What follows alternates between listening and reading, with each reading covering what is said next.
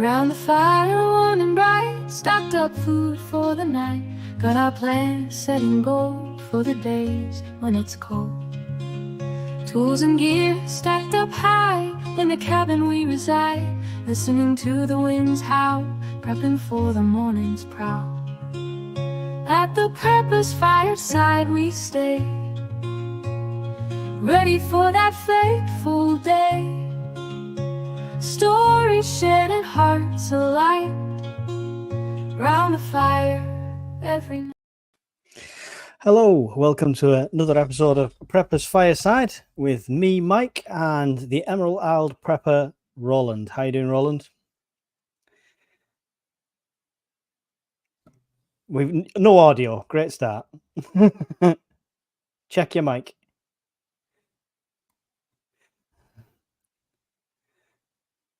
Can anyone hear me? Can anyone hear Roland? Mic check 1 2. Oh, no, there we go. No, yeah. I've got you with a buzz, but I've got you. Yeah. How are you doing? I said. Yeah. I'm fine. I was finished my whole courses now on Friday, and now I can relax and can make my first video.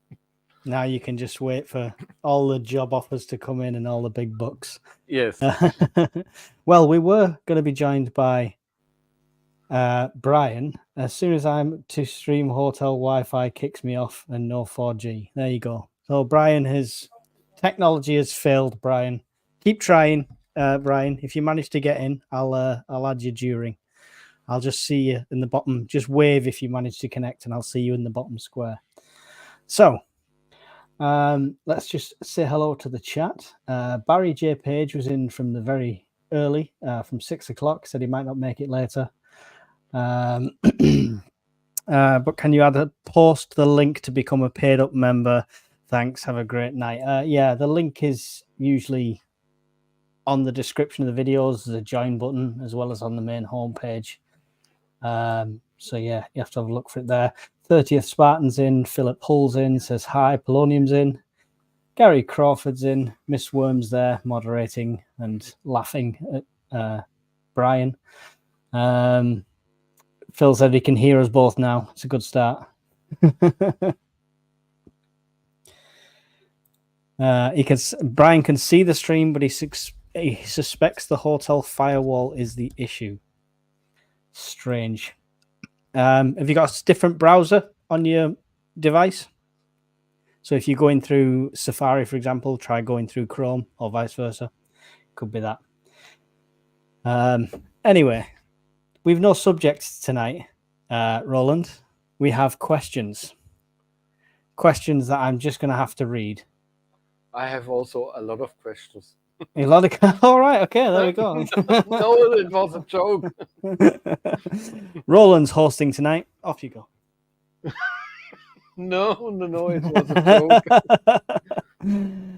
joke. Right, so I'm going to just read them out. I'm sorry I've not managed to get them on as banners in time. It's been a manic start to this. The first one is from Old Bloke 207. I believe he's our friend from Australia, I believe. He said, has anyone without a garden ever considered sprouting seeds as a source of food? I saw people on a yacht do it, and seeds were cheap and easy to transport, lack of refrigeration, or shops in remote areas meant getting fruit and vegetables was problematic. Are you doing any home growing, Roland? Yes, I have a horticulture. Okay. How's that work? And we are fine. You can grow everything, and I also do sprouting in jars. Okay. But only for salad stuff and so on and so forth. Right. So what do you grow with what's the horticulture thing? Explain the process to us. Hydroculture is you put stuff into the cones. Mm-hmm. And then it grows. It's with light and everything. So I have tomatoes in it and mostly herbs. Yeah. It's on my to-do list. Ema striving for self-sufficiency sent me some seeds and a guide ages ago, and I've still not got around to it. What I can grow out of thin air is Scottish people. Watch. I'll just do this. Oh, there you go. There's one. Brian, you're with us. Brian. Can you hear us? This is a fucking disaster. It'll be all right on the Right, night. I can't hear you, but Oh, we can hear you. can you hear me? Yes, Yes. we hear Yeah. you. Yes. This is Car Crash TV, innit? I don't know how that's going to work. Fuck me gently.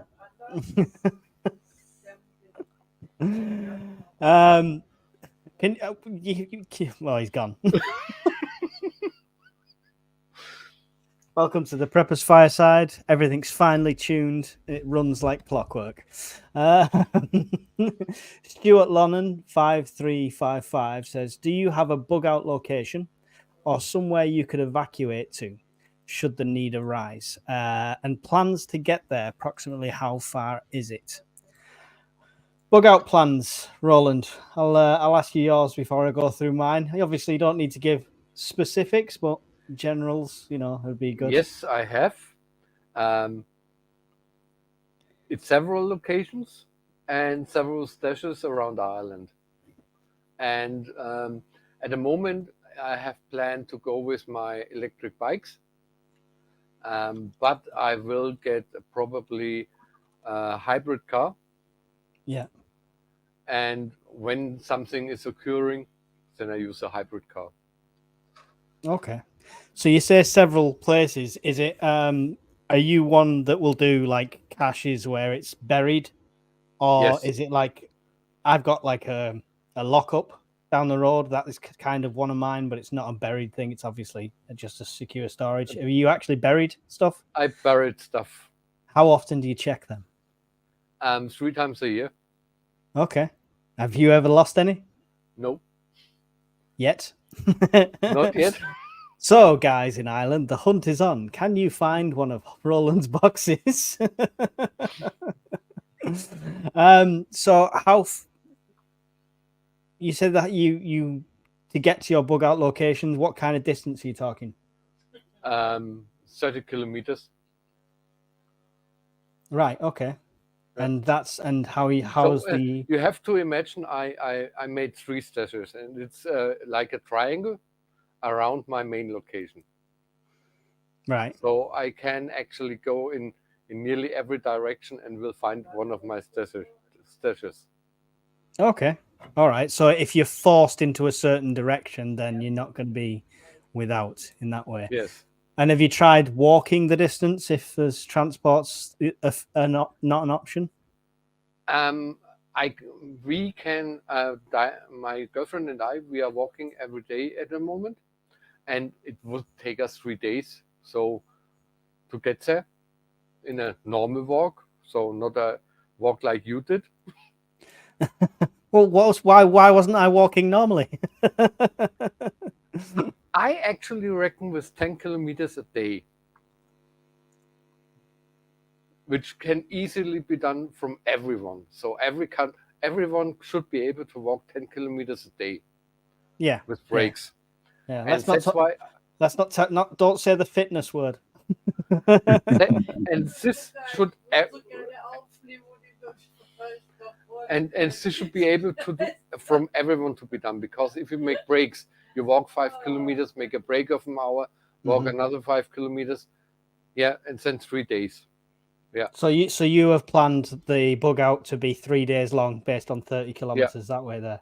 Yeah. Yes. Okay. Brian, can you hear us? Hello. Yeah, I can hear you, mate. Can you hear me? Yeah, I can. Yeah, Yes. I'm loving your on point bag that you're traveling with at the moment. Nice. Back out nice. bag. Yeah. So the question was, because I've not managed to get them on screen, was do you have a bug out location or somewhere you could evacuate to should the need arise, and plans to get there, approximately how far away would it be? Yourself? Yes. It's scenario dependent, but I've got a couple of different ideas in mind. One's approximately 9 miles, and about 6 miles of that are single track road. It's in an elevated position with trees and a water source. Okay. And plan B, C, D, are they in place? Plan B. Plan B would be more to the west coast and further away. It all depends on transport links. My preferred bug out option would be take the camper van, Of course. and then that gives you options for further travelling. But it would depend if there was martial law or weather events, conflict events, social disorder. It just depends. But I've got a few different ideas for places. Cool.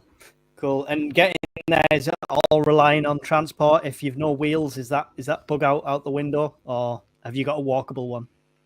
The first one you could walk to. It was one of the first places I went camping when I was about 11 years old. And I had nicked my brother's kit bag out the TA and bought some tins of soup from the local shop and buggered off up the hills. So, Nice. The good old days. yeah. This is My when kids Brian had done that. Killed them. This is when Brian was young, so soup was about 6p a can, so it wasn't. That would have been about 1984. I was born that year. I hate you. I really don't like you anymore. Greenhorn, young So- Damn children. My bug out plan. I've got several locations on the way to a final location, which is up towards Scotland because I've got family up there. That is one.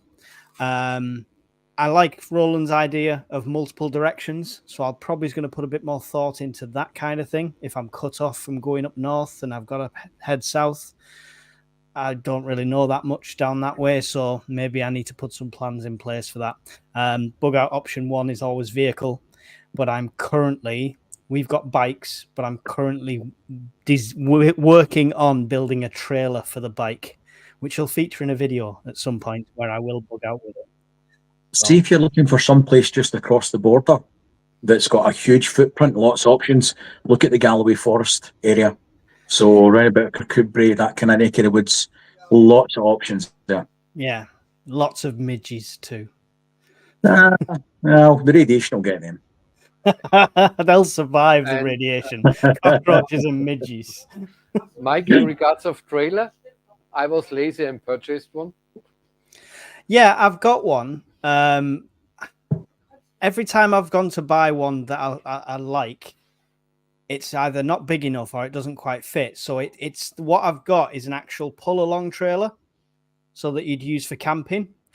But it's an old school one that you'd see on the old railway sidings for it's metal. So it's rigging that so the handle is also the brake, so making sure the handle is mounted down and it can mount to the bike, because that will fit enough stuff in. So it's all theory at the moment, but I will put it into practice and do a nice little video of me cycling up a hill with a fake baby in the back, which is probably not going to attract any attention, I'm sure. Check out a guy called Mispronounced Adventures. He's done another video this year, and he did one last year using an e-bike and a Jackery and a folding solar panel and 80, 90 miles, and then he camps on the route as well. So see, for a bug out idea in a vehicle, it's been done, and there's 2 videos now, and if you could emulate that, it would be brilliant. I'll have a look what he's done. Mine's I'm getting the ISOFIX points in so I can put literally a car baby seat out of the car straight into the trailer. So that's the next job. I've found out I can't weld though, so it's it's a learning curve. What are you trying to weld, and what with? I got this. It's my brother's. My brother's got this little welding torch thing. So, and I'm trying to just put 2 loops onto the back of the thing. That fits Gas, where stick, ISOFIX TIG, MIG. It's electric thing with a big power unit. No idea. Have they got a stick, or is it feed a wire? It's got a stick on. It's electric arc then. It's an electrode. It needs to be spotless, and if it's a bike, you'll probably blow right through it because it's very thin section. Better with a MIG. Okay. Well, I'm just going with what I can get hold of. You'll need to watch the temperature, practice on a couple of work pieces, maybe 1.5 to 2.5 mil thick, and do lap joints and stuff, and shit like that. Cool. Sounds like I'm just going to take the trailer to Brian's house. I've done a bit of welding, put it that way. Yeah, well, there we go. Job sorted. When I was at college, we had an alcoholic for a welding instructor. Oh, nice. That was Nice. that was an interesting experience. I'll bet it was. I don't know where to go from that one. Conversation killer.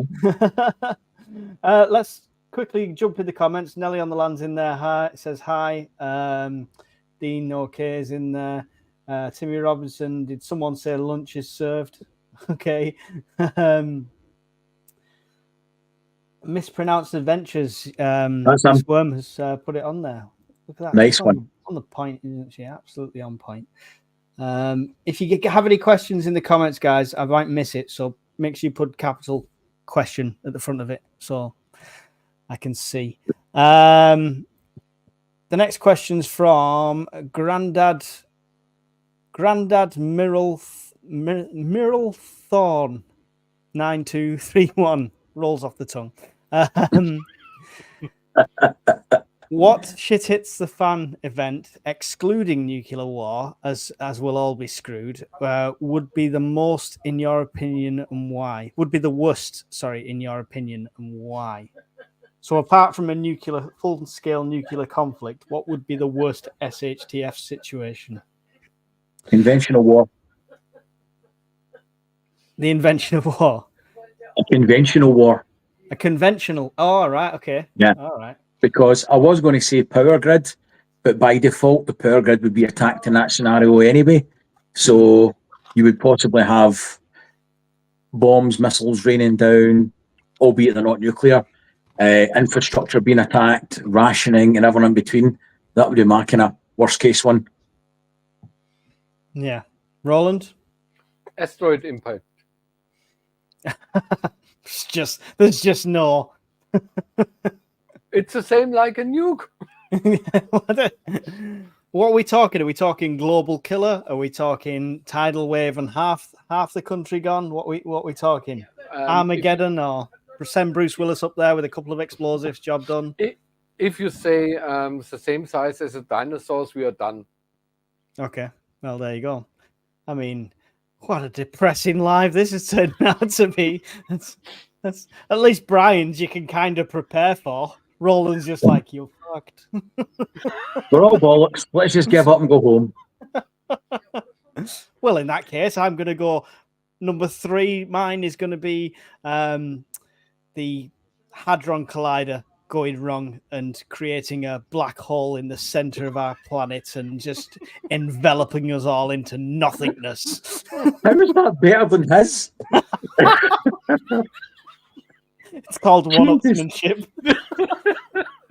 The only thing that's keeping me sane tonight is Haribo and Pepsi. Oh dear. There you go. I have another one. Oh, go on. This is it. We've started a competition now. A fusion reactor going wrong. A fuel reactor. A fusion reactor. Fusion reactor. Okay. I'm not sure that'd trump my black hole, but I don't want to speculate about your black hole. You keep that to yourself. Nobody's interested. That's so wrong. Right. If that's your next video, I suggest a new platform than YouTube. You guys, come and see Mike's black hole. You guys just only. Carry on. You guys carry on with that. Oh dear. Roland, do you think he's a way to show his black hole? Jesus, right, let's try and keep it on topic, guys. That'll make a good short. Nelly says Hadron too late, evil has weapon forth already. No Russians soon with that project. Wow. And T says evening. I'm always mourning about those buggers at CERN. There we go. Okay, right. Moving swiftly on from polls. Giggity. Aliens. Aliens. Phil Are they Hull foldable? said, I know he's not said it in the chat, even though he's there, but he said, we all prepare for scenarios and most likely situations. If an emergency happens and catches you by surprise, what you hadn't planned for, how would you adapt generally? It's an interesting question, and maybe we need to put some sort of let's put it into scenario cases. Brian, your scenario right now, so you're away and you are hundreds of miles from your preps. So we have EMP blackout now. How can you adapt quickly? What's the plan? Steal a bike. Steal a bike. I'm no bullshit. I would steal a bike. Yeah. The first bike I could have, if that was a scenario and I knew it was definitely grid down by whatever cause, I'd steal somebody's bike. Would you attempt For the to benefit purchase of somebody's PC bike Pod, first? officer, this is a hypothetical scenario and I'm a law-abiding person and I wouldn't really steal the bike. Would you attempt to barter for a bike? Because obviously cash is still going to have value to the masses that don't know what's going on. No, I'd steal the bike. Save the cash for further. I've got plenty of money that I don't need that's going to be useless in the future, but no, sorry, I'm going to steal it. Yeah, but think about your travels. The money's going to have value for maybe 3 or 4 days. Yeah. Even pedaling, if it's a pedal bike, because e-bikes are going to be back in the Stone Age. If you were really lucky, get a really old Vespa or a moped that's got a magneto, no electronic ignition, that would be the prize. You'd look for something like that. But a push bike would have value all of its own, and your money you would want to keep for further along. You'd maybe barter for food or water. So what's your process? Is it a case of from where you are, you would set off walking in the direction you need to be going anyway and look for bikes along that route? Yes. Yeah. And it's central London, so you're tripping over bikes here. Yeah. No wheel, and it's half chained to a lamppost and somebody stole the inner tube, but it's still there. They're literally all over the place. In that scenario, I would steal a bike and keep my cash. Yeah. Roland? Depending. If the scenario is that I have a minor notice, I would run to the, if I'm not around where I am, and I'm, let me say, in Dublin, I would run to the next available ATM, put out money as much as I can. Right. Let me stop you. You're not in Dublin. You're in Germany visiting family. All your preps are back in Ireland. You had no warning. You're on a train and everything's just gone off. Okay. Most of the time, most of the time, when I travel, I have most of the time a decent amount of money with me. Mm-hmm. I would get in the next store, get stuff for traveling, like backpack and so on and so forth, and would make my way to Hamburg because my younger daughter is living in Hamburg. And then I would, until I reached Hamburg, I would try to steal a boat. Okay.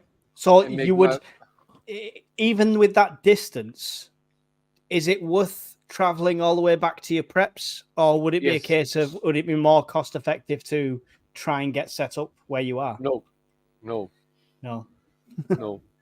Because I have now in total over 1.5 years in preps. Right. Okay. Cool. Interesting. Some long journey homes on the cards there. Me, I'd wait for Brian to cycle past and rob his bike. So. You'd be too busy beating people away from your black hole. Stop. Guys, if you've got any questions for us, there's no topic of this chat. It's just questions. So please do get some questions in there to make us think and make us laugh. Suburban Preppers said, oh, sorry, go on, Ryan. I was going to say, I've got a question. Go on. No, it's nothing sleazy, it's normal. What's your thoughts on the Cuban thing with the blackout that's there? 10 million people sitting in the dark. That's something we should all be watching. What do you think? Yeah, it's orchestrated, right? It's a planned blackout, as far as I can see. Do you think so?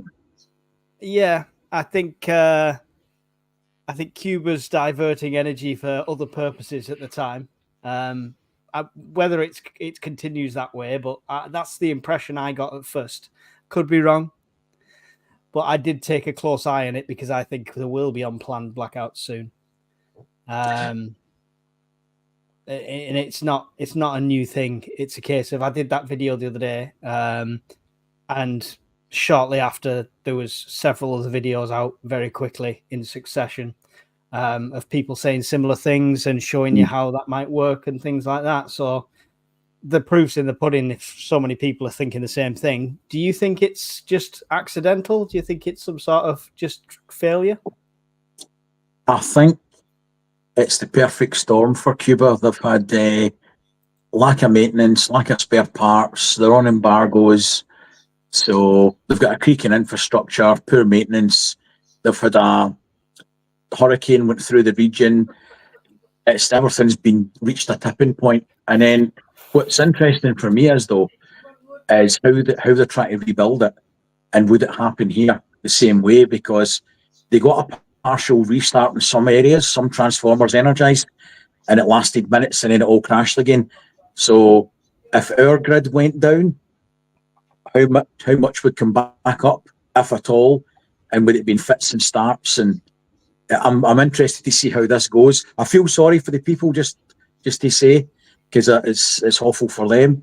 But from a practical point of view, it's interesting to see how they if it happens there, it could happen here. Yeah, it's interesting because we do have the black start kind of the process in place, right, on paper, but it's all a theory. That, call me cynical, but I think that's largely a lot of bollocks, because you'll have so much damage with an uncontrolled burnout or shutdown of various things. If it's not done in a controlled manner, you're going to have component failure. And if it's that bad that the whole grid's gone, you'll have command and control problems, radio links, satellite transceivers, microwave transmitters. You can't coordinate your resources. I think we'd really be in a shit like. I've been away from most media today. Is it still civil there, or is there unrest? Is it all kicking off now?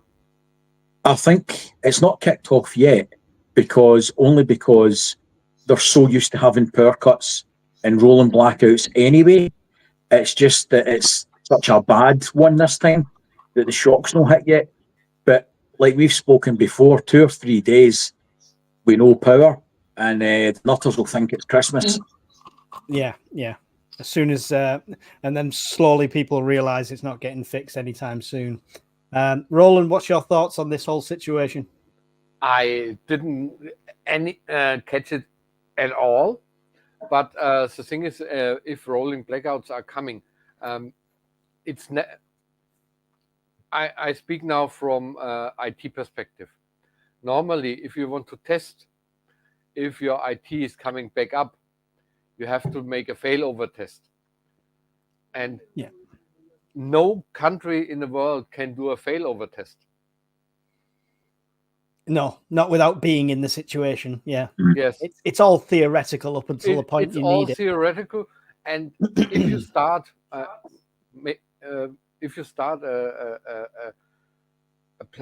power plant again, it could be to lead to errors left and right. Yeah. So I don't think that even a Black Start program would be working at all. Maybe we need to watch this whole case scenario, like Brian says, closely. And hopefully, once they get the power back on and everything starts to return to a bit of normality there, we'll do an episode and break down the whole situation and what happened and what went wrong and what they could have done better. That'll be an interesting one. That'll be a good one. Yeah. Right. So we've got a few questions in the comments before I go back to my predefined list. The Rainers says, question to you all. If you're away from home, perhaps on a work trip visiting friends, far away from, is there more to that? far away from family and preps, and nuclear war started, the bombs started to drop, would you try to get home to your family? If it was nuclear situation, I mean, before I go to you guys, personally, if it was close by, as in they were dropping, it would be a case of find the nearest possible shelter. Hopefully, I'm holidaying somewhere with a really good underground system or a really big church with a really big crypt. But yeah, it's all a case of where, how, and fallout, I suppose, and how the distance away. Brian, thoughts on that one? If it happened at this moment in time, I'm in London, so I'd be dead. And where I live in the central belt of Scotland, my family would be dead. So it would depend on the exchange. If it was a single nuclear weapon and it was nowhere near where my family is, then as long as I could get there, I'd get there. It might take me a week or 2 weeks to walk, steal a bike, whatever I had to do, but I would get there. If the 10, 15-minute warning sounded while you were there now in London, would you go down to the underground, down to the Northern Line, try and get out of the way of it? Nah, there's no point. No? That's just some place to sweep the dust. The overpressure alone, where we are, where London is anyway, they'll do airbursts, but they know that there's deep shelters there with the subways, so there'll almost certainly be a numerous slapping of ground bursts. So I would be gone, and so would everybody else.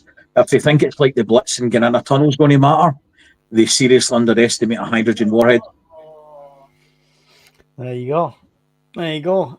Roland, same scenario we discussed before where you're away from your preps. Would you risk the journey if war was happening? Depending, if I would be in Germany, definitely no, because Germany would be like Great Britain, first target, and it would be a clusterfuck in Germany. We had back in Germany when I was living there, and in the town where I said I was living, we had a joke. Just in case when a nuclear war starts, what would you do? I would get my barrel close and walk slowly to the graveyard. Do you know why slowly? You don't want to instill a panic. Yeah. That's why slowly. All right. So you're still heading, you're not heading to the graveyard to bury yourself. You're looking for the crypt sort of thing. No, the thing is, if I would be in Germany, it would be for a nuclear war. It would be a no way case that I would go back to Ireland, because I wouldn't come anywhere. Yeah. Interested. Yeah, it's a scary situation to be in anywhere, even with your preps. I suppose it's a case of we know Brian's thoughts on kiss your ass goodbye. I'd like to be wrong, but I just don't think in that one I am, mate, unfortunately. I think you potentially could be, because I don't think in exchange our nuclear deterrent would be docked. It would be out to sea. It would no longer be that viable target, I don't think, and it wouldn't be the number one target. But the storage depots would be. So Coolport has got the hillside full of warheads. The deterrent only has a small number of MIRVs on the Tridents, and they don't fly with, they don't sail with full warhead loads or full numbers of missiles anymore. So they would almost certainly slap. They've got 5,000 nuclear missiles.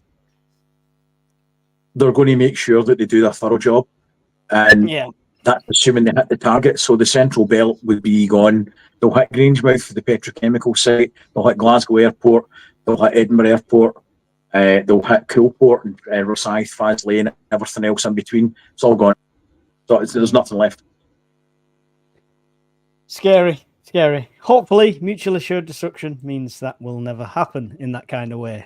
Timmy Bobbinson says, does anyone still use aluminium cookware knowing it causes Alzheimer's? Do we know it causes Alzheimer's?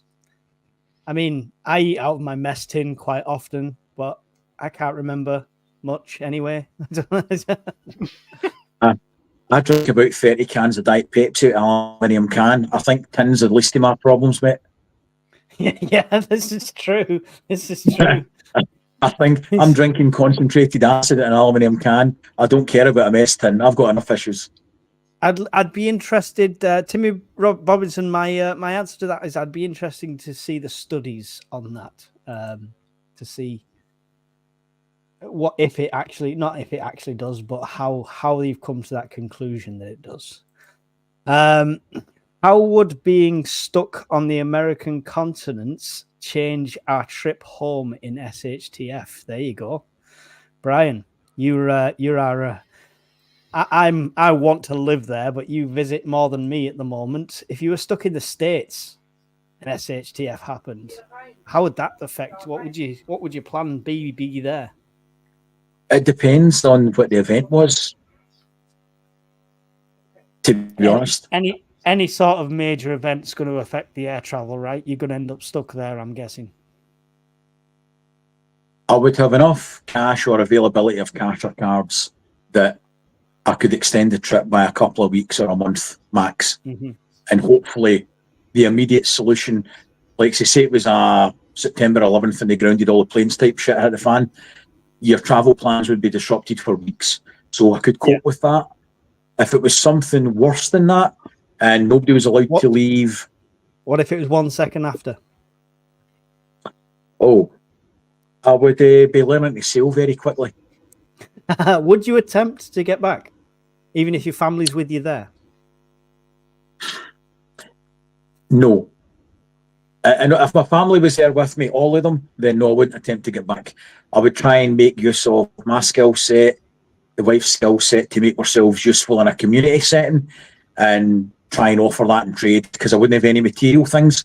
So I would just try and offer skill sets in exchange for mutual protection in a group. Yeah. And hope nobody puts me. I'd pull up my giant map of the Americas and just go, who's closer, Russian Nerd or Kelly? Because that's whose house I'm going to. That's the two preppers that might not shoot me on sight. Roland, any thoughts into that if you were in the States and it happened? I wouldn't go to the States, to be honest. Right. Okay, but you got this new high flying. You've got this new career path, and for some reason they've had to send you to New York to sort out their servers, and they've got they need Roland on hand, so you are over there. Now what?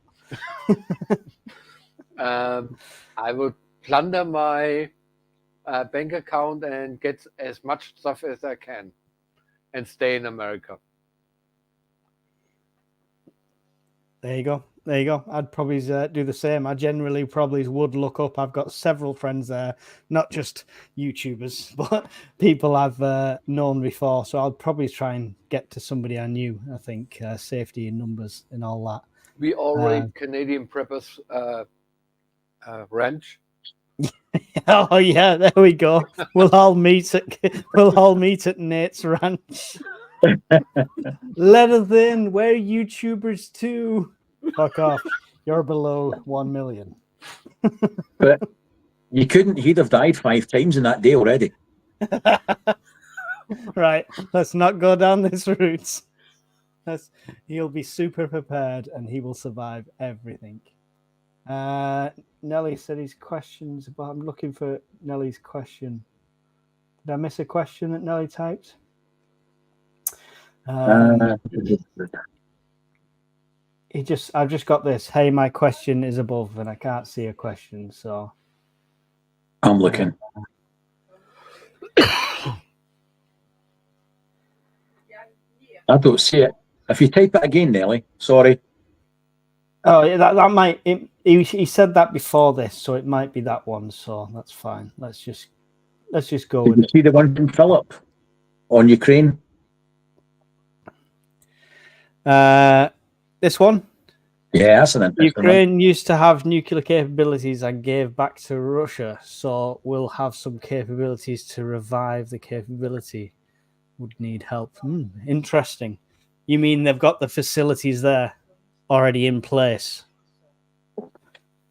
Say, I was following the whole ordeal, and one of the anonymous accounts was saying they would need roughly a week to produce a bomb. It would be not a sophisticated model like the Americans have with fission. It would be an old bomb like they had in Hiroshima, but they could produce a bomb in a week. They could produce a dirty bomb within about 24 hours. All they would need was some nuclear waste out of one of the plants, stick it in a box on a warhead and fire it at Russia. They'll do the same thing. Just do an airburst over them. Why in my head did that have Acme printed on the side of it? Roadrunners run alongside it. But if they wanted to do a dirty bomb, they could do that overnight. Just basically attach radioactive material to the outside of the warhead and launch it. Yeah, I mean, what I've listened to and heard and read on this so far is it's a case of they don't want the money to stop flowing in and the Western help. So if they start thinking about extremes, then we'll be like, no, just use this. No, just use this. It's safer. And you know what I mean? So the money will keep flowing. It's posturing. It's partial posturing, yes, you're right. But to be honest, they signed a contract in 1992 or something like that to give up all the bombs. Britain was a signer, America was a signer, Russia was a signer. Mm-hmm. So the two countries, Britain and America, are in debt to help them. Yeah. That's my take on it. Yeah, it's sorry, go on. Sorry, I was going to say, unfortunately, the only thing the West has demonstrated since the 80s is that any major conflict to get involved in, it's for the short term, and they'll run and leave you in the lurch as soon as they can, and that's Libya, Syria, Iraq, and everything in between, including Afghan. Mm-hmm. First chance to get the cut and run. All the allies that they've had in theatre, they've always turned their back on them. So I think Putin's hedging his bets, and he knows that if he holds out long enough, the West, after it fades in the news to something else, Tiddles the cat get run over or some other bollocks, then it's yesterday's news. Yeah. I mean, it's starting to, I don't want to diminish the situation at all, but it's starting to become that anyway because of the amount of conflicts and the amount of other stuff going on. It creeps back up when something like North Korean troops gets mentioned and stuff like that. So, but in general, the Gaza, Israel, Hamas, Hezbollah kind of conflict going on has took more precedence in the mainstream media anyway. Yeah, and when you now look at South and North Korea with one island where they now opens artillery doors to shoot back to South Korea, it's all a powder keg at the moment. Everything is a fucking powder keg. Mm-hmm. Yep. The thing is with not the North Korea and South Korea thing, they've always been at war. It's not news. Just because they've been on a ceasefire, as it were, they've not had peace. They've not had peace talks. There's not been a negotiation and a settlement. It's just been a break in an ongoing conflict that is still a conflict. So the fact that's ramping up feels like it's news at the right time to distract from something else, right? Many actually are thinking that they want to influence the American elections. Yeah, but that's a slippery slope. Everyone apparently wants to influence. I heard a great one the other day. I can't remember what I was listening to, but somebody said, "Oh, China want to influence the elections, but they don't know which way to influence it. So they're the same as the Americans. They don't know who they want to get in power. So it's ridiculous. It really is. So." Were you going to mention? Are you going to jump in there on something on the elections there, Brian? You look like you were ready to say something. I just laugh. It's they've got rid of one pensioner, and now they've got another pensioner with memory problems, and the armchair generals that he had put in post for his cabinets, they've all one of them's released a book, and the other ones have signed on board saying he's the biggest threat to the United States if he gets back in power. They were all creeping about behind the scenes to try and stop him from doing something fucking stupid when he was in power the last time.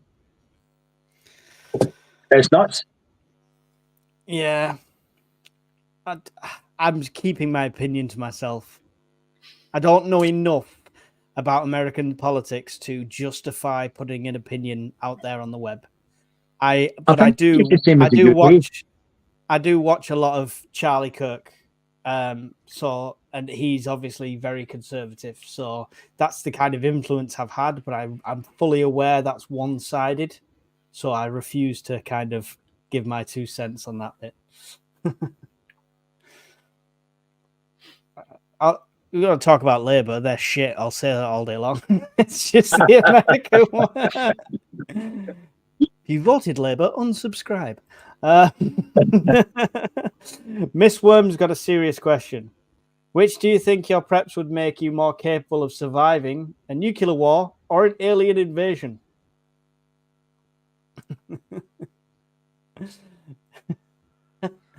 Take it seriously, Brian. Well, we've all seen my plug. So I was going to go to the plug. I'm covered. I mean, I've not got anything to block off my black hole. You'll be fine, but me and Roland will get podged to within an inch of our life and then irradiated with the bomb, so we're pretty much stuffed. Listen, it's a case of block it off or appease the new overlords and lube it up.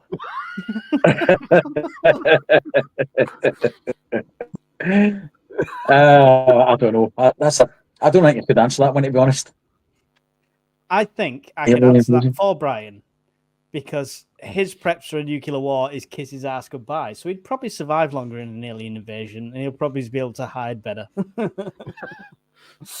There you go. And it depends on their technology, right? They might have let's just drop this little particle into their atmosphere and they all magically die. So we don't know. Yeah. Little known fact, right? Aliens are totally into fat guys over 50. So I'm fine, but yous are all bollocks. I'm 55, so yeah, but you can see your feet without mirrors. But imagine an invasion of facehuggers. Oh God! Is that it? Is that the end of the anecdote? I'm done. I was waiting for more, Roland. No. It's just saying, imagine it. Okay, right. We'll just off we go and imagine it. Wow, honest to God, you give me so much material. It's who fights who in World War III? US versus China, Europe versus Russia, Australia and Japan, and South Korea versus North Korea. Who gets Iran or Israel? There you go. That's interesting. The overall, I think the overall, if it escalated to a point of World War III, we are talking about alliances, right? It's never going to be A versus B. It's going to be allies versus Axis, as in, like World War II, or a new axis of evil, as it were. And the bad guys are whoever doesn't agree with you. So everyone is always the good guys. You could be watching this in Russia and think you are the good guys, right? So it depends on your perspective, but it's just going to be this big group versus this big group till there's nothing left. And the company owns it all. Imagine this scenario then. You've got a little place called Taiwan and you've got a little place called China next to it that wants to take it over. But up until the last 2 years, they've never had enough shipping and logistics to make it worthwhile. And then in Western Europe, you've got a little conflict that's been depleting the Western resources for the last 2 years. And Russia's been flinging bodies at them and a meat sandwich. And then in South Korea, North Korea, you've got a little ongoing issue there for 60 years. And North Koreans are now supplying the Russians. And then you've got a distraction in the Middle East of Iran arming lots of little terrorist groups, and a further depletion of Western assets, and they're trying to shoot down the missiles and protect Israel. We've been bled dry for the last 2 years of resources and infrastructure. If they were ever going to have an axis splitting up and fighting, it'll be within the next year, because the pieces are all in place now. It's the perfect time to do it, because the West hasn't wrapped up its factories to even approaching a level to sustain a war. Russia has, China already did have, and North Korea is an industrialized hellhole. So they've all got the logistics which would win any future conflict in place, and we don't have it. Yeah. So the pieces are all set in place. We just need somebody to pull the trigger. No, well, all I'm waiting for is literally a little video of Starmer getting off an airplane holding a piece of paper going, "Peace in our time," because that's the fucking... he'll go off and negotiate something with Putin, come back, and then after that, World War III will kick off, and he will be the next Neville Chamberlain. Sorry, I don't think we've ever been closer, even in the Cuban Missile Crisis. I don't think we were ever closer than we are at this moment in time to a potential World War conflict. Genuinely, no bullshit, I believe that. Yeah. But I have to say, there are no real alliances anymore. There are only interests. So it could lead, if something like that would start, it could lead that one of the countries which are at the moment in alliance like NATO, that they would get out and try to get on the other side to help the others. Yeah. And this is then depending on the leadership of the country. So it could be that the NATO country doesn't have fucking leadership at the moment. Yeah, but I think I think a real world war, when it would now start, it would lead to a split in the alliance we are in, because you always want to be on the side of the winners. And if you count the armies of Russia, China, North Korea, we are fucked. Yeah, but that's manpower versus technology, right? North Korea have lots and lots of people, but when they're coming at you with fucking spud guns and underfed, it's not as threatening. They eat you, for breakfast. Rocks drift, all right? Yeah, 24th foot. We'll get them on the case. That's what North Korea's like. They're under-equipped to fight a war against someone on the scale of South Korea, who are a major arms exporter. I don't think the West, even now with the lessons that they've learned in Ukraine, truly understand or are willing to accept or pay the price for the prodigious rate of weapon expenditure that's been happening. To fight a modern war and fight it the way it has to be done with the sheer volume of munitions, we're playing at this. We're dipping our toe in the water. Yeah, but that's always been the case until conflict starts. It's like during World War II. We didn't have the huge stockpiles. We had stockpiles, but we didn't have as much as we needed. Hence the big drive to cut down church gates and hand in your metal pans and stuff like that. That industry had to appear. But the difference was, it wasn't a high-tech industry. It didn't take 3 weeks to build one missile. You could churn out low-technology explosives and projectiles with hydraulic presses and flywheels pretty much overnight. You could tool up for that with existing automotive processes. For a high-technology war, the supply chains that you're taking from all over the world and everything, we're in the shit. How long do you think it would be a high technology war? Do you not think it would digress into the lower yield stuff and the more primitive weaponry? We import primers from Europe. We can't even make small arms anymore.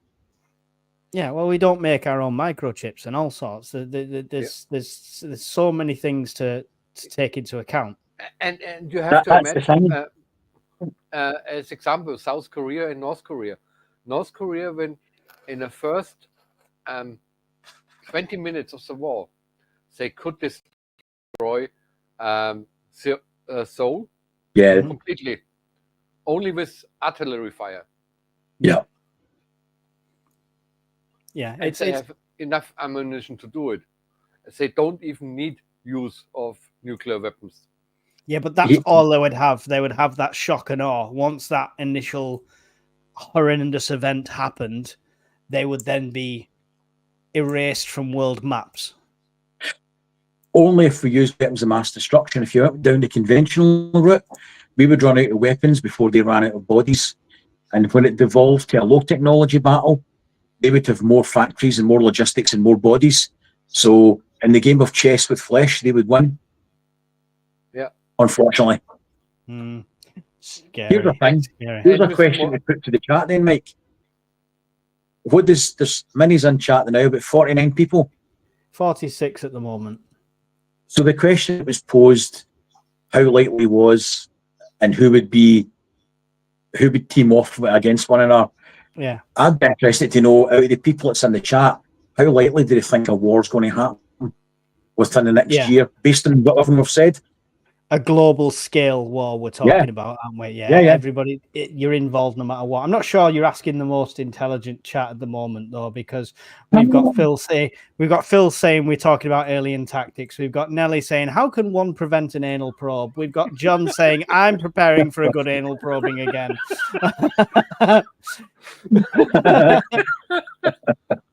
And Timmy Robinson wants to know, every 1,200 years, the entire women on the planet align their menstrual cycle. Can you prepare to survive that?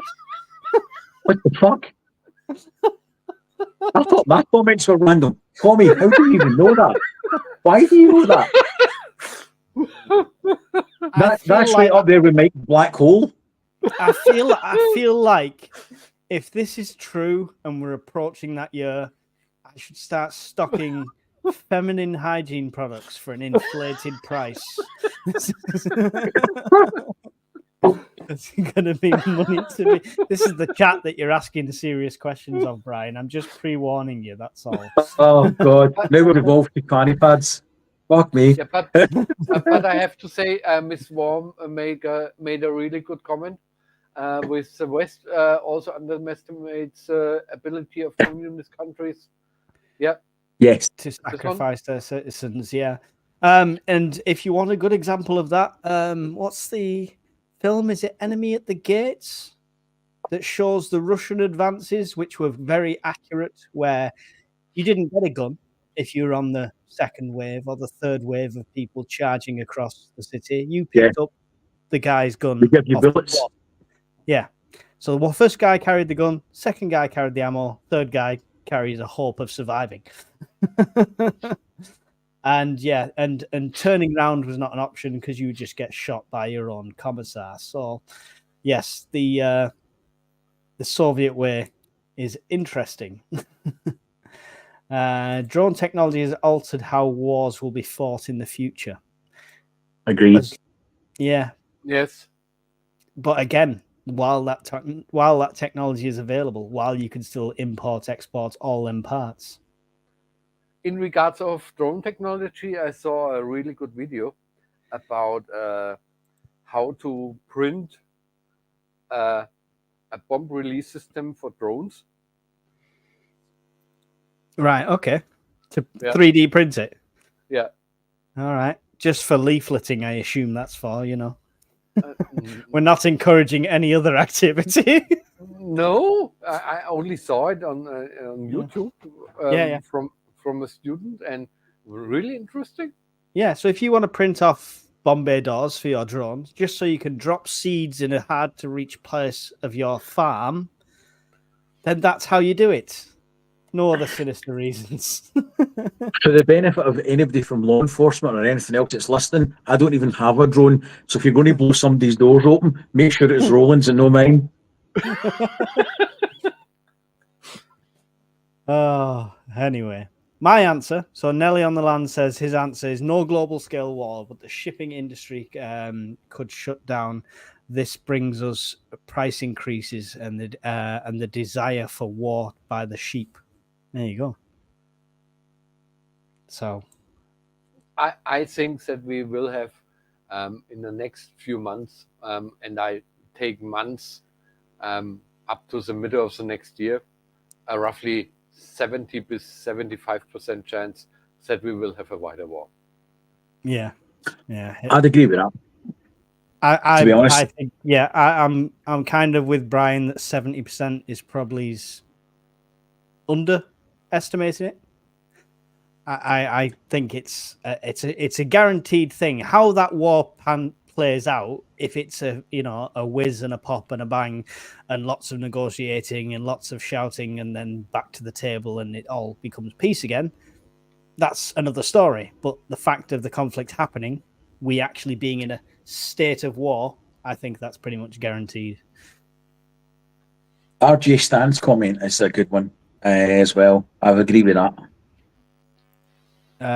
Generally, I think who ends up US president and how they respond to Ukraine and other conflicts will have the biggest influence on whether larger scale conflicts globally. Yeah. Well, okay. Right. You guys want to open the fucking can of worms. You can open the can of fucking worms. Brian, will you? In this situation, as far as I could see, Kamala already has that power, right?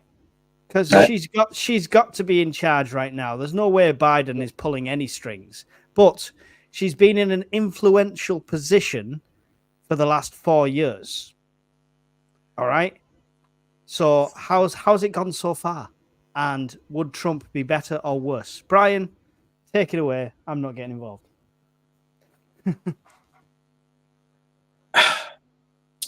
Between Harris or Trump, I mean, that's just asking what lunatic you want to give the matches and send for the firework factory. I mean, and ultimately, it'll depend on which of their backers in industry get the most value out of them being in that position. Because let's be honest, they're only figureheads. They don't actually do much. Although Trump, I would say, in fairness, he did not say everybody these lunatic things that he did at the start, some of which had value, but he did that much crazy shit that any good things he had just got diminished. Well, the argument from the conservative side is no new wars under Trump. There was no new wars started under Trump, and that's which the is a lie. It's happened for a long time. How? Which was a lie. How? He shot Syria. Yeah. That's a great example actually. When the Salisbury terrorist attack happened with the nerve agents, the British government expelled so many Russian diplomats. Trump got a missile cruiser to launch about 20 missiles into Syria and blew up weapons factories. But that's a response, right? Be it a wrong response, be it an incorrect response. It didn't start a then conflict that is ongoing. No, it didn't start a conflict, but he initiated combat. Whereas on our side, we had a terrorist attack state-sponsored with nerve agents in UK soil, and we sent people home business class. We've got a guy that's that much a wild card. He just decided to go fuck it and launch missiles. Well, I'd rather have the fucking wild card, to be fair. So would I. I agreed with that. But we've got yin and yang in politics, and there's no one person that I've ever seen across the water or here that you could say they've got common sense. There's such extremes of assholeness, it's beyond the pale. Yeah. He probably does. I would agree with that. So I will bring in my point. Yeah. My point of the whole situation is this. If Mr. T comes into power. Mr. T. NATO will lose America, which is I ain't starting a war. Which is the strongest ally. Yeah. And when this is happening, Europe is done for. You think? Because then Ukraine has no support at all. All dictators on the earth know that they can do whatever they want to.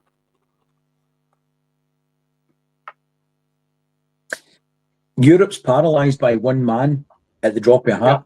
We've got Orban, who's cut the funding for the best part of a year and a half by just vetoing shit. And yet, there's thousands of people dying in Ukraine. Yeah. The money's sitting there, and we've got one guy, they know who's a patsy of Russia, is just sitting there and being allowed to disrupt the whole process. Why don't they kick him right out the door? I don't get it. So, I mean, okay, so you're saying Mr. T, which I love, will cut the funding, yeah? So what is the alternative to that? Keep drip feeding it, or back them 100% and go in there? We've been threatened by nuclear this, that, and the next thing. If they cut him out of the central banking system, he was going to nuke people. If we did this, he was going to nuke people. Do you know what? Fuck him. Take all the gloves off. Send everything we've got over to Ukraine. If they're willing to let their people pop their clogs to do it, give them the fucking bullets, because this shit's getting on and they're bleeding them dry. So give them everything. Let me get this clear. Just equipment. Yes, people. I wouldn't put troops. Nah. There is British troops and American troops in Ukraine now anyway. Yeah. Anybody that doesn't believe that's fallacy. There's been special forces and JTACs in there for years. So that they've always been there. Yeah, but we know it's a political thing, right? When it's a actual regiment flying a flag on the ground, it's a difference. We don't have the troops to do it. We couldn't even put an armoured division in the field anymore. They gave the Ukrainians tanks and they strip parts off the ones in Britain to send the fucking things. Excuse the language. That's how bad the conventional army's got. It's largely a police action force now. It's been... They're talking about sending air defence units to Ukraine. We don't have an air defence network in the UK. We don't have one. See if the general public actually knew that. They would freak. We're talking about sending air defence networks. We've got nothing. No, they wouldn't. The general public don't give a crap. They think everything's hunky-dory as long as they can still go to Tesco and they can still watch I'm a Celebrity, Get Me Out of Here. In my opinion, we should have supported Ukraine right away. And I would, as NATO, I would put a red line on the ground and say, if we verify North Korean soldiers in Ukraine, we put NATO soldiers into Ukraine. They won't do that. I kind of disagree. Because they have no balls. That's true. Also, the Western armies are pretty weak now. Apart from America, they've got hundreds of stuff. But Britain's army's been running to the ground and cut to ribbons. What I think would be a healthy compromise would be to say, right, if North Korean troops are sighted, it's 100% confirmed, which we know it will be, and it is, say, right, fuck it. Restrictions are off. Blow up whatever you want on that side. If you're allowing somebody to hit your territory and your infrastructure, but you can't shoot back, that's a lost leading proposition from day one. So take the gloves off, give them ATACs, whatever else they want, give them everything that they want, and say, right, just keep flinging it over there until somebody gets fed up with it. Yeah, what's getting fed up with it is not necessarily okay. Let's go to the negotiation table. Getting fed up with it could be major escalation to thermonuclear, right? If he was going to do that, he'd have done it by now. Yeah. They've already. Well, no, I don't believe so. I believe he needs to have. If the gloves are off and Ukraine are attacking, like let's say they start launching into Moscow, killing Russian citizens, right? That is what Putin needs to then take the gloves off, because he needs his citizens to be behind him. Right now, the majority of them think he's the God's gift and he's doing a righteous thing. But let me spin that back then. Would that be the same Putin that says if he lost a single inch of Russian soil, he would take it against an existential attack against the state and use nuclear weapons? Ukraine's been in Russia for 6 weeks and still holds nearly 5,000 square kilometers. So, and they've still not pushed them out. I get that, but you can't look like he's over retaliating. And Brian, you have to imagine on the other side, Putin doesn't even need said Moscow inhabitants were killed. He did it on his own in when Grozny was happening. He blew up a apartment complex to get into Grozny. If they made things hurt in Russia, and I don't mean killing civilians, what I mean is if they gave them weapons and the ability to target infrastructure, petrochemical refineries on a larger scale than what they're doing, turn their lights off, make their fuel pumps go dry, then the populace might do something about it and get rid of this fucking nutcase, and they can negotiate a settlement that everybody can live with. Everybody might not like it, but everybody can live with. Because nobody's going to be happy. I think you're thinking that his population thinks he's a nutcase. They don't. They don't. No, they don't. This is the thing. Moment, and for him to so the Kursk incursion, for him to then obviously bluster, shouting, "Don't do this, or we'll throw nukes at you." It's what people do. It's saber rattling. We know all governments do it. But for him to actually press the button, pull the trigger, his population have to be able to then say he was justified because they've killed our innocent people or citizens and stuff like that. So that is where the escalation comes from there for the targets. But how much more of an escalation could there possibly be than the first time since the Second World War, Russia has been invaded by a foreign power? I don't really know what more an escalation he could ever actually have for justification. I get you. From a political and tactical standpoint, you're exactly right. But he needs the justification from innocent people will die point of view. But he's got it. Russia's been taken over by Ukraine. He's got those coke-fueled Nazis, as he wants to call them, invading Mother Russia, and they're still holding it. I don't see what more a justification he could have. If he was going to do it, he'd have done it by now. Yeah, and there were already. I think it's a dangerous thought process to say he won't do it. Cities where supposedly the Ukrainians have bombed. I understand exactly where you're coming from, right? I really do, but I think it's a dangerous assumption for any government or any country to make to say, well, if he hasn't done it by now, he's not going to do it. Because... Well, let me flip that back then. Is it any more dangerous than allowing a bully, right? Because that's what we're talking about, to know that if he threatens you enough, you'll always back down, right? At that point, you're another lost leader. Because, okay, I'll take some of Ukraine today, and tomorrow, right, we'll take some of the rest of the Baltic states and some other bullshit excuse. Because he knows he can nibble away, and ultimately the West will do nothing. Because if they dare to say anything back, then the threat will be, I'll do something with the big red button. So at some point, they're going to have to stand up and be counted here. Otherwise, you've got a bully who's going to come across. Fully aware of that. I said this when Crimea initially happened.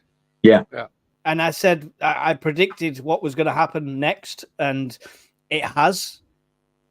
But I did predict that Ukraine would not last as long as they have. So, hats off to Ukraine. And they've done an absolute cracking job of holding them back. But then again, is Russia's might a lot of bluster? Did we expect them to be more powerful than they actually are? There was a lot of shocks in how the war was prosecuted from the start. They sent masses of EDU troops in and airborne regiments and lost thousands in the first day. They sent armoured columns in a single axis and a single road, and they chopped them at the front, chopped them at the back, and then left them there. They left them there for 30 days.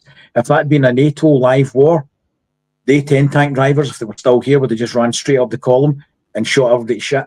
It would have been over within a couple of weeks. It had been done. Yeah.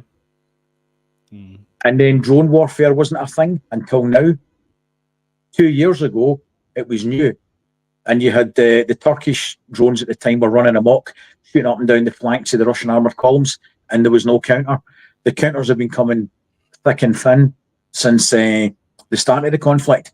So drone warfare has been exponential, and I think that'll be the biggest driver. Why would you spend £4 billion on an aircraft carrier when you can have a guy? you've got a guy in a little Skido, right, with a remote control unit on it, can sneak in and blow up. I think we'll have a major sea change in conventional warfare in the next 20 years. Yeah, well, I mean, I've expected that for quite a while with technology going the way it's going. John C. said he would test nukes first on his own soil as a signal of escalation, and they would use chemical weapons first. They already did. They're doing it now. Yeah, there you go. They're tear gassing Ukrainian troops, then shooting them when they run out of foxholes. They're doing it now. Yeah. Stuart Lennon said Putin is considered a moderate. What happens if he's replaced with a hardliner? See, this is the thing. He is considered, he's gone to the table with American presidents and stuff like that. And if you watch the Turning Point documentary on Netflix at the moment, and it's about the Cold War, but every episode tells you a bit more about this conflict and how it lines up with the Cold War. It's a really good watch, to be fair, if you get a chance. But if you look at the leaders the Soviet Union had, the USSR, and until you start to get to the level of like Gorbachev, where he was actually going to speak to people and he was actually suddenly a bit more human, he could easily, if he's ousted, it could easily slip into something that's even worse. Somebody that won't just saber rattle. True, I get that. And I think it's not all one-sided here, incidentally. It's not all about bashing Russia. I'm just talking about the conflict for what it is now.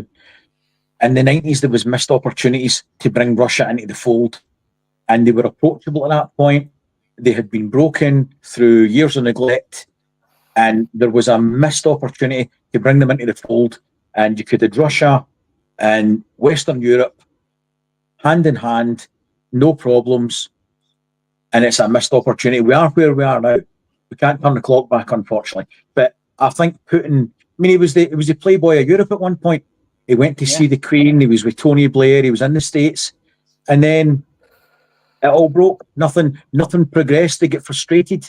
And there was broken promises about NATO expansion and everything else. I totally get all of that. I take that on board. But we are where we are. These guys just believe everything the media feed to them.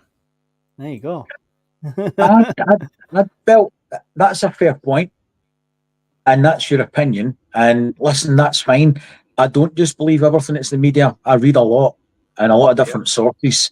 And I've just already spent 5 minutes saying that, that Putin wasn't the bad guy in all of this to the start. There was missed opportunities, but we are in a de facto proxy war. Yeah. That's whether we like it or not, that's where we are. I'm not saying he started it. It was all his fault. Not at all. There's been poking and prodding from the West that's taken us here as well. I would say that's fair. Yeah. Russia not a bully, NATO pushing and pushing, says Stevie O 1982. I don't think the conversation is about who said what, who did what. It's a case of just where we are. From a prepper perspective, we're looking at what the escalation could happen, right? We are looking at what case scenario we're in. To be honest, we are sitting now with a barrel on our head and looking if a gun is firing or not. Yeah. That's where we are. And from this point of view, we have to react or to act. Definitely. Well, I mean, this fireside took a subject turn. I'm going to have to change the title because clearly there was one topic of discussion on most people's minds. But we prep for all things, and conflict could cause all the things that you prep for. I hope it never happens. I hope everybody switches off tonight and disagrees with everything that's been said, and we're all full of shit, and that's fine. And I hope everybody sleeps soundly. But we might not. And it's something to be aware of. And incidentally, research. I don't recall the chap's name that made the comment there. Do your own research as well. And if there's something that is being glaringly missed, put it in the comments. We can talk about it. Yeah, I mean, this is the thing, right? So this is not just to you guys in here, you 40 odd people in here now. This is to anyone watching on replay. This is to anyone who goes on Brian's channel, anyone who goes on Roland's future channel. Now he's going to have time to do videos. Yeah. Is we are not gurus. We are not here to say we know everything. We are not here to say this is exactly how you do everything. Prepping in general is a very personal thing. Yeah. One man's prepared might be another man's, oh my God, you're doomed, and so on and so forth. All right. So it's very easy to critique in comments and stuff like that and think you know it all, but we've never come on here proclaim to know it all. We come on here to discuss, to learn, and we have these discussions like you're seeing now daily, like literally daily in a WhatsApp group we have. And we discuss other people's content as well. It's just looking at it objectively, and we can look at ourselves in the same way. So there's a way to do it, you know, constructively. Start a discussion with us. Don't just say shit like, you know, you don't know what you're talking about, blah, blah, blah. And the other thing is, everyone has their own opinion. For me, I grew up in a town where we had 45,000 American soldiers. So for me, it's like, I have the opinion. Back then, I grew up in the Cold War, like Brian. Brian probably did not get so much from the Cold War as I did, but I knew that I would be dead when the Cold War would break out. Yeah. So well, we didn't. We just had to duck and cover and put a door up against the side of the house and lie in that. Put a mattress on it. Don't forget the mattress. That's the key. Mattress. Oh Jesus! I mean, I'd paint the windows white with emulsion. See, you joke. You joke, but I mean that might have been the case back then. But my mattress now, it took 4 blokes to get it up the stairs. It weighs a ton. That's probably stronger than most shelters. Maybe you should have removed the water.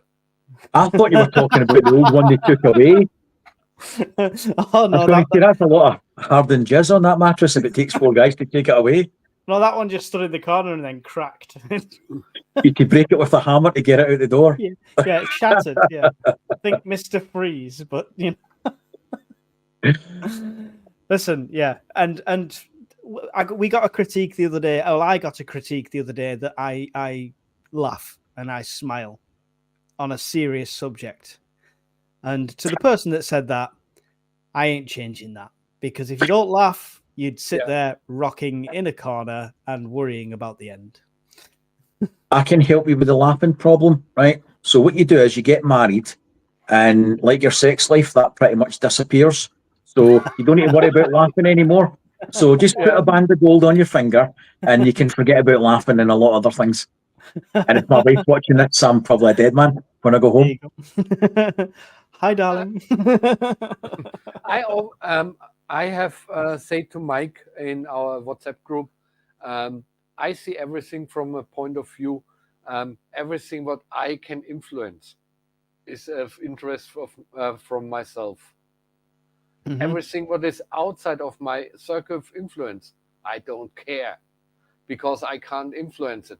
I can't influence if America is pulling out of NATO. I can't influence if Putin is pressing the red button.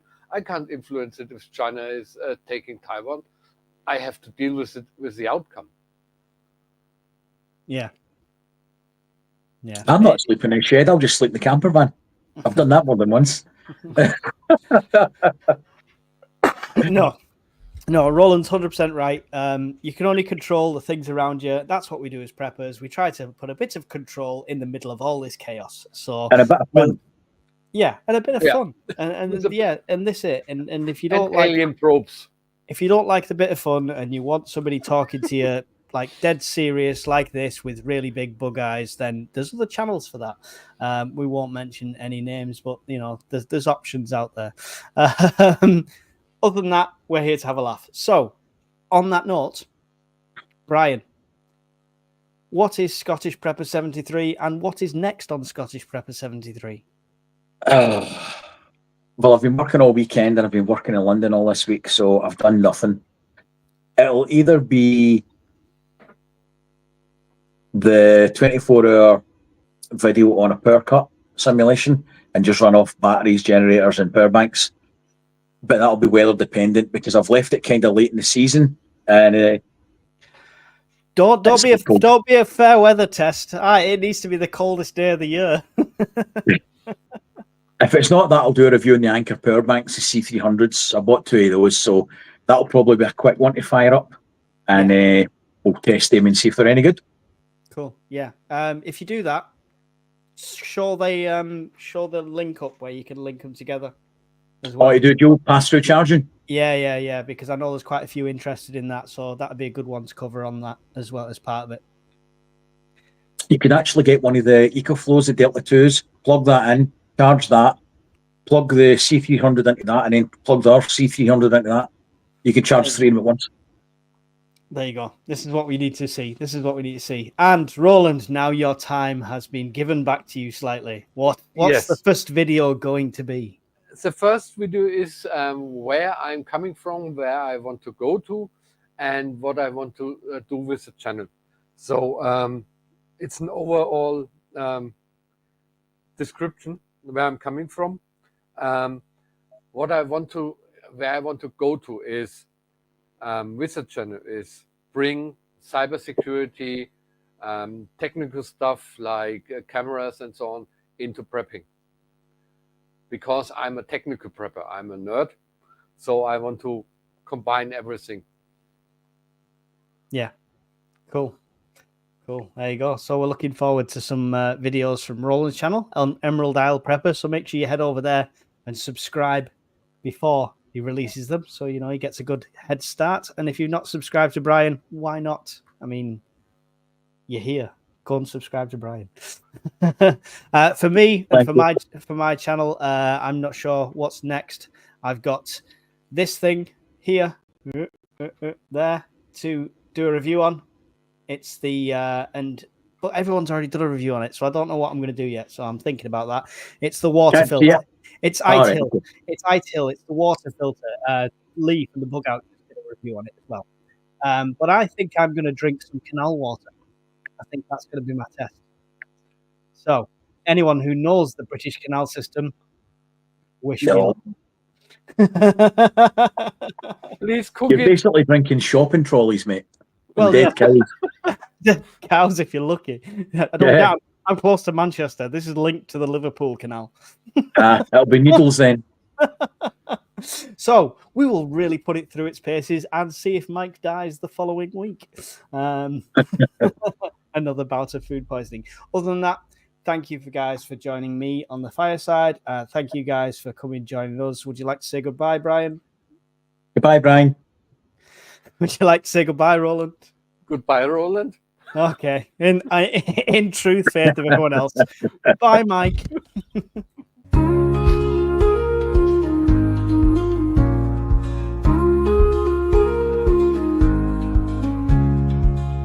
Water stored in jugs and tins, bunkered down through thick and thin. Maps and routes all drawn and laid, preppers live unafraid.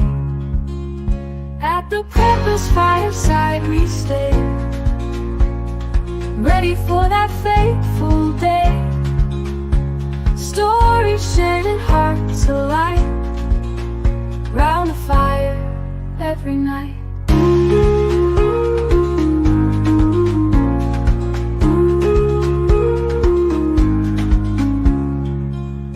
In the glow of embers dance, we've prepared for every chance. Living simple, living true, with the dream we all pursue.